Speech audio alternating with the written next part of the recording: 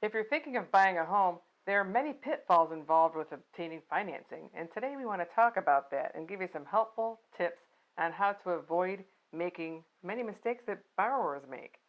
I'm Kelley Knitz, broker with RE/MAX Preferred. I'm Ann Cohn-Top, realtor with RE/MAX Preferred and the Kelley Knitz Team. Welcome to Coffee Talk, and stay tuned.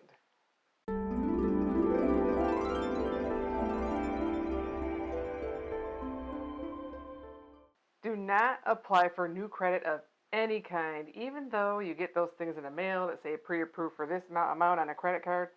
Don't do it. It can drop your score, and you don't want that to happen when you're trying to buy a home. Right, because when you're in the middle of the loan process for buying a home, some of the new rules and regulations allow Fannie Mae or Freddie Mac to pull your credit score, and if there's any changes prior to your closing, that could affect your interest rate or even cause denial altogether. One of the other things besides not applying for credit of any kind is paying your bills on time. Of course, we all think that we do that. You just have to stay current on all your existing accounts. Under the FICO score model, one 30-day late payment can lower your score as much as 50 to 100 points. Interesting. Yeah, I'm always telling my kids, make sure you make that car payment on time, no matter what. Mm-hmm. The other thing you don't want to do is pay off any collections, unless you can negotiate a delete letter, which takes it totally off your score. Don't pay anything off unless you, like I said, get the delete letter or have it paid off right on the closing statement or HUD. Then that would be okay. It won't affect your score that way. And of course, and this is logical, don't max out your credit cards. Don't overcharge on your credit cards during the loan process. And if you decide to pay down balances, do it across all your credit cards, not just one. And another thing that people think is a smart thing to do, but it isn't during the loan process because it affects your credit score again, is consolidating debt into one or two credit cards. So if you do that, that's going to affect your credit score rating.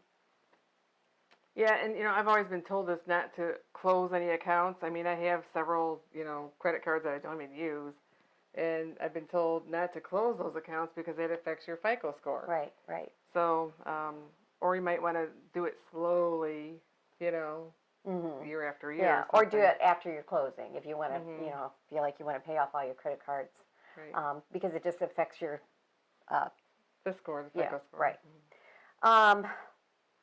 Again, we talked about this before. Paying your bills on time. Don't let any accounts run past due, even one day, because even though they give you a grace period sometimes on your credit cards, they don't tell you that they also will record that. It'll show a past due amount on your credit report. Past due balances can drop your credit score by 50 points or more, and it's hard to get that back up. It may take several months. Another thing you don't want to do is dispute any of your credit because that really messes things up, and the underwriter will not be able to use that. So, some software programs don't take into consideration anything that's being disputed. So you want to avoid any disputes during the loan process for buying your home.